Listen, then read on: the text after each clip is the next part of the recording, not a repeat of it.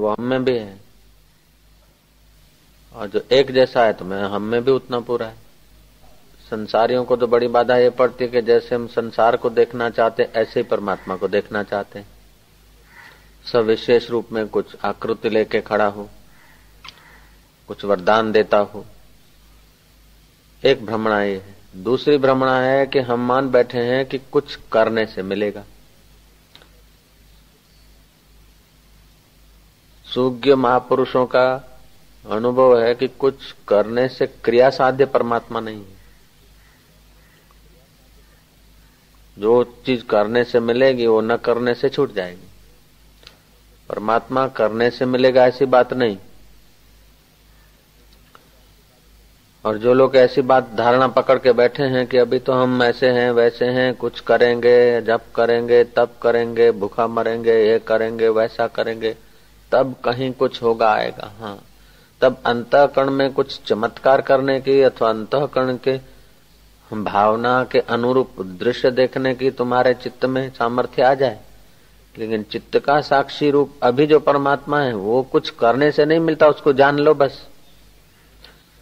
अभी हम ऐसे हैं, बाद में मिलेगा। अभी यहां नहीं है, फिर कहीं से आएगा। अभी हम उसके दर्शन के योग्य नहीं है, फिर होंगे।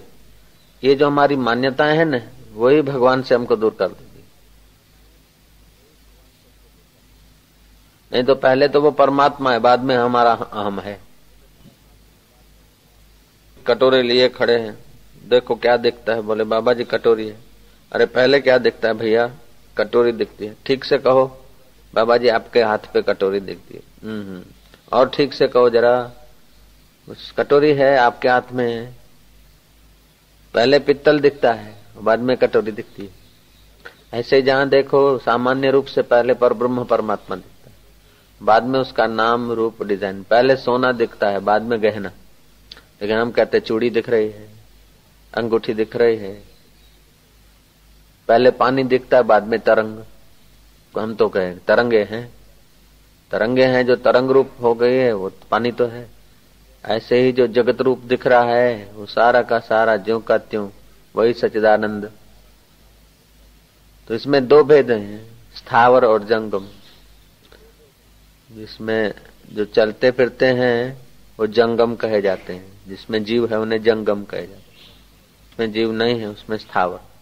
तो जीव कैसे है? तो सर्वत्र परमात्मा। फिर दो भेद कैसे हुए, स्थावर और जंगम? कि जहां जहां अंतःकरण है वहां वहां उस चैतन्य की विशेष चेतना प्रतीत होती। तो विशेष चेतना आती है जाती है, सामान्य चेतना जो कितनी मौजूद रहती। तो व्यवहार विशेष चेतना में होता है,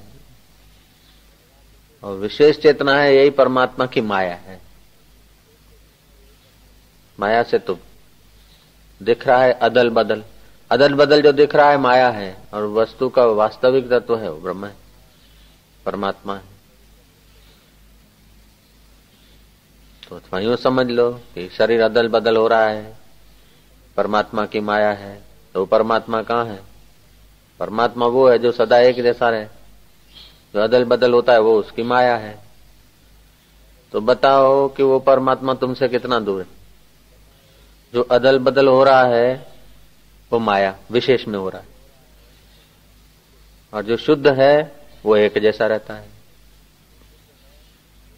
हिलचाल विशेष हुई, लेकिन एक रस परमात्मा की मूल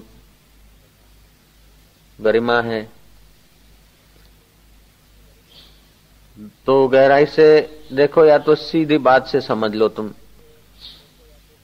आंखें बंद करके खोजोगे तब भी वो देखेगा, ऐसी बात नहीं। केवल बुद्धि की आंख से अभी अभी देख सकते हैं। जो बदलता है वो परमात्मा की विशेष माया है, विशेष चेतन है। और जो एक जैसा रहता है वो परमात्मा ज्यों का त्यों है, भरपूर। एक जैसा जो रहता है उसी की सत्ता से विशेष दिखता है, उसी की सत्ता से विशेष होता है।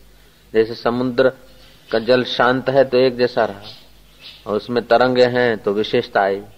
विशेषता जब नहीं थी तब भी वो था, विशेषता आई है तो एक के आधार पर आई है, और विशेषता लीन हो जाएगी तभी भी उस एक में लीन हो जाएगी। तुम सो गए हो सामान्य रूप से, रात को स्वप्न आया, बड़ी चहल पहल हुई, नदियां, तालाब, पर्वत, युद्ध, राज्य, सिंहासन, राज्य अभिषेक, हार जीत, सब दिखा विशेषता। आंख खुली तो तुम वही के वही जो सोए थे वो। तो बताओ वो विशेषता सामान्य के सहारे हुई। सामान्य पहले था दृष्टा, स्वप्न की विशेषता आई तब भी दृष्टा है, और स्वप्न की विशेषता चली गई तब भी वो सामान्य दृष्टा जो कहते।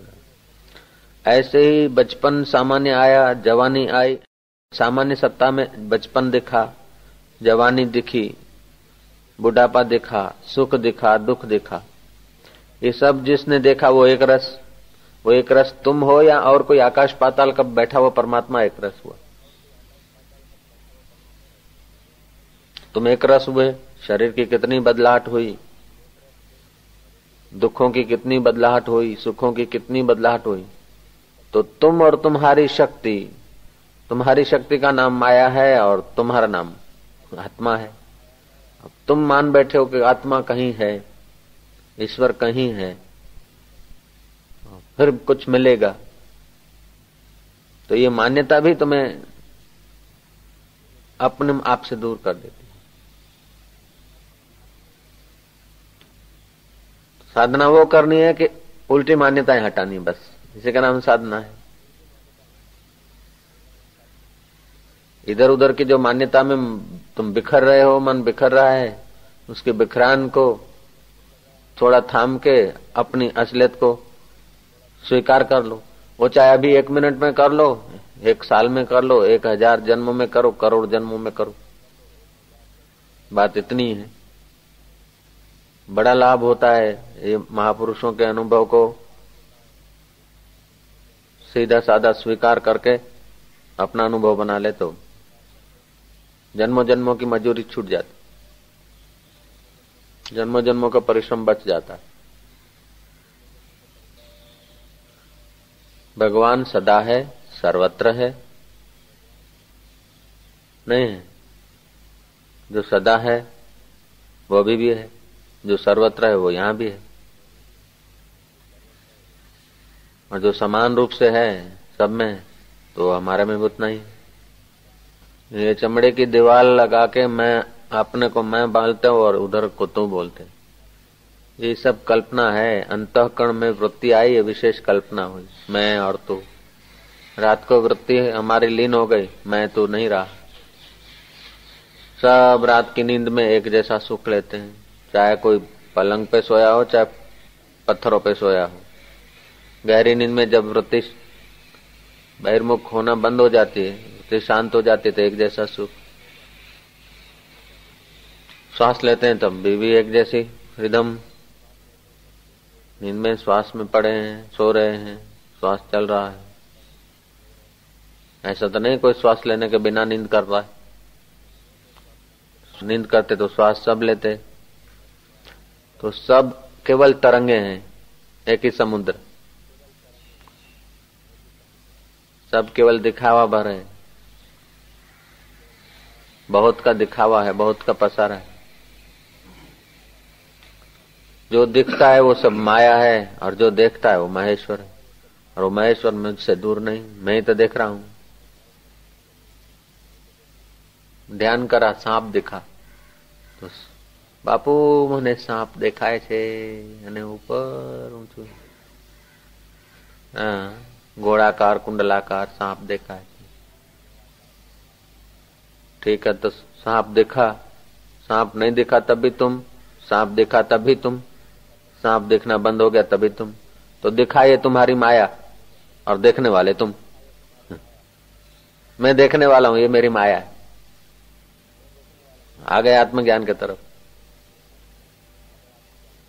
देवी देवता दिखे, दरिया समुद्र दिखा, राक्षस आया दिख रहा है, राक्षस मेरी तमस माया है, मनुष्य मेरी रजस माया है, देव देवी मंदिर, महात्मा, ये मेरी सात्विक माया, ऐसा दिखता है उस समय। ऐसा करो, आप आ गए अपनी असलियत में। बहुत सहला है। जिसको भीतर की यात्रा का स्वाद नहीं लेना है, तो अपनी गरिमा को नहीं जानते हुए ही उन्हीं का अंतःकरण अशुद्ध और अशुद्ध प्रवृत्ति होती है। तो समाज में तो हाहाकार मच रहा है। पहले तो आदमी को अच्छा बनना चाहिए। तो समाज के लिए नहीं है ये, तो जो अच्छा बनने से भी परे मुक्त होने के लिए बैठे हैं उन साधकों के लिए है। और उन्हीं को ये बात समझ में आएगी और वही इस बात से पूरा लाभ उठा सकेंगे। तो मैं परमात्मा हूं तो सब परमात्मा है, मुझ में परमात्मा है तो सब में परमात्मा है, तो धोखा किससे करेगा? विकार किससे करेगा? झूठ किससे बोलेगा? ऐसा कोई सद्गुण नहीं कि आत्म विचार से पैदा न हो, और ऐसा कोई दुर्गुण नहीं कि भेद भावना से आवे न। सारे दुर्गुण जो है भेद भावना से आते, और सारे सद्गुण है अभेद भाव से पैदा होते। लोग क्या सोचते हैं कि पहले तो सद्गुण भर लेवे फिर अभेद भाव करें। कि पता ही नहीं कि अभेद भाव से ही सद्गुण भरे जाते हैं। पहले तो तैरना सीख लें फिर पानी में पैर रखें। तो गादी तक क्या पे सीखो बाबा, डल्लब का मंगा लो गादी, उस पर तैरना सीख लो, फिर पानी में जंप मार, तो पानी में ही तो तैरा जाएगा। ऐसे ही अभेद भाव से ही सद्गुण आएंगे।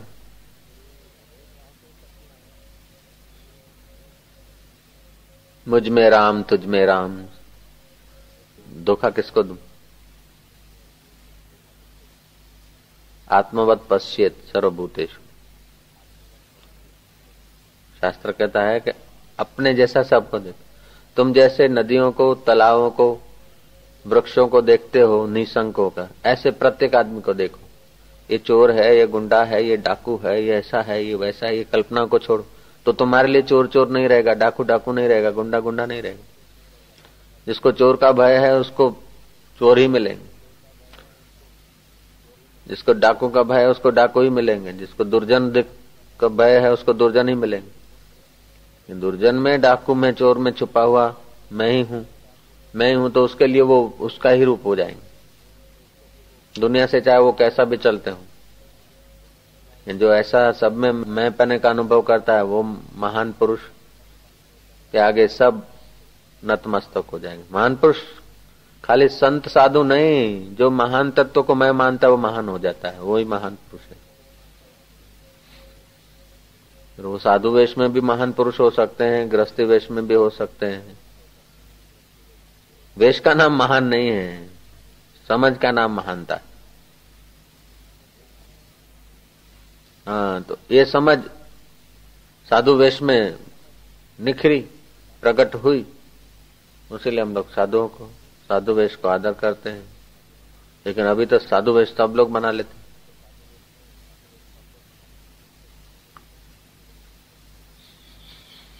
ओम ओम ओम।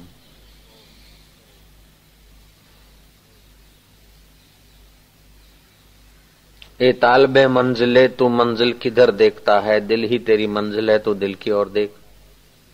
कई भाव आए कई गए, कई वृत्तियां बनी और कई बिखरी, कई अवस्थाएं आई और गई, तू वही का वही।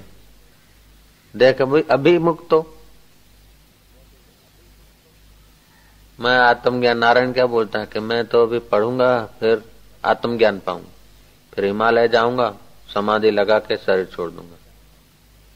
क्यों?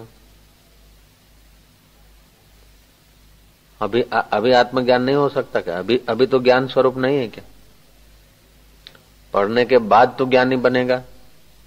पढ़ने के बाद तो अंतःकरण में कुछ संसार के मान्यताओं के संस्कार घुसेंगे, अंतःकरण में कुछ सूचना इकट्ठी होगी।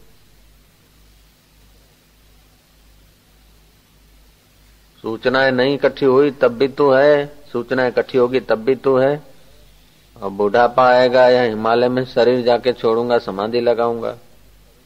अभी क्या है कि न तो हिमालय में जाके ज्ञान पाऊंगा, ये जो दृढ़ता है मन में, मान्यता है, तो अभी हो नहीं सकता।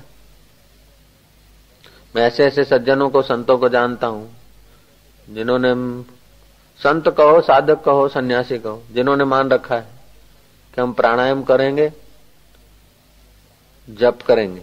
अच्छा है, धन्यवाद है, करो, मना नहीं है। फिर शरीर को शुद्ध करेंगे, रक्त को बदलेंगे, मज्जा को बदलेंगे, हड्डियां बदल जाएगी, एकदम शुद्ध हो जाएंगे, कंचन काया प्राप्त होगी। कंचन बाद में ही भगवान का दर्शन होगा, उसके पहले नहीं हो सकता। ऐसी जिनकी मान्यता थी, वे लोग 22-22 साल, 25-25 साल मौन रखे हैं। जो उनकी मान्यता थी वो किए और अंत में निराश होकर मर गए। बाद में मिलेगा ना, ये हमारे लिए विघ्न हो गया। यदि ऐसा होता तो जनक को पेंगड़े में पैर डालते डालते नहीं होता, सुखदेव जी को 21 दिन में नहीं साक्षात्कार होता, परीक्षित को 7 दिन में नहीं होता। कंचन जैसी काया किया क्या परीक्षित ने, तब ज्ञान हुआ। रामतीर्थ बोलते, मुआ पछीनो वायदो नकामो को जाने छे काल, आज अब त्यारे अब घड़ी साधु जो लो नगदी रोकड़ माल। अभी जो तुम्हारे दिल को धड़कन दे रहा है वो कौन है? तुम्हारे से कोई अलग है? तुम ही तो धड़कन दे रहे हो। अभी जो अन्न को पचा रहा हो, कोई भूत आके पचा रहा है? तुम ही तो पचा रहे हो। अभी जो बुद्धि को देख रहा है, वो कोई आकाश पाताल का यक्ष गंधर आके तुम्हारी बुद्धि को देख रहा है कि तुम देख रहे हो? अभी जो बुद्धि का, मन का दृष्टा है, वो एक रस है कि भविष्य का दृष्टा एक रस होगा? अभी एक रस है, अभी तुम ही वो हो। तत्वमसि, तत्त्वम असि, वो जो तत्व स्वरूप है वो तुम ही तो हो। वेद कहता है, भूत घुस गया है, कुछ होगा, बनेगा, आएगा। ऐसा थोड़े कि तत्वम भविष्यसि, तू तत्व बनेगा। तत्वम बभूव, तू तत्व था।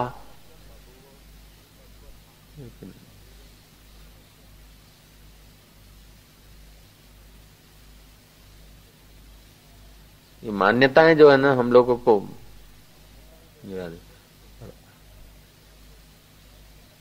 जिसको ऐसे आत्मविचार में स्थिति करता है, उसका आचरण मंगलकारी हो जाता है, शुभ हो जाता है।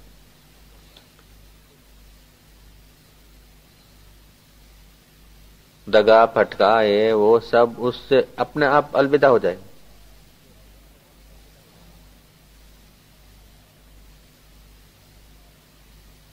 अशांति, भय, चिंता, द्वेष, राग, कंकास, सब में वो एक परमात्मा को देखेगा तो कंकास कैसे करेगा?